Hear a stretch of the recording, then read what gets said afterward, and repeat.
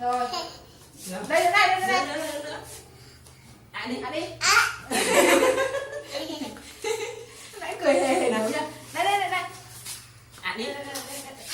Đây các bạn, đây các bạn, đây các bạn. Ăn đây các bạn. Đây đây đây. Đây. Đây là đây đây. Nó phải thèm nữa. Bia. Bia còn giờ nữa chưa con? Bia. Đấy đi, nào mình mua đi đây. Nào, đừng có đẩy kiểu đấy. Nào. Đi. Cái dép kìa. Con lại gì đi lấy tiền cho mẹ. Đi. Các bạn đi.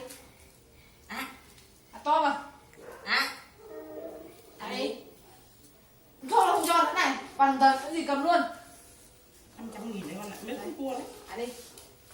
Thôi mẹ cháu cầm đi. Hai con cua cũng cần thu hải nữa con ạ. Hai con gậy. Xin.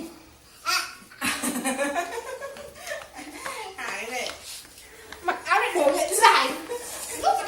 Mặc áo này cứ khăn tay áo lên cho sướng. Đây này. Khăn tay áo lên cho mát nhá.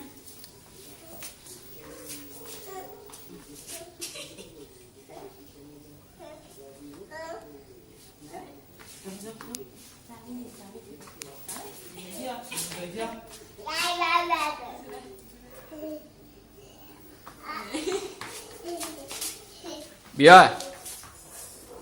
Bia. Bia ơi. Quay đây em ơi. Bia. Bia ơi.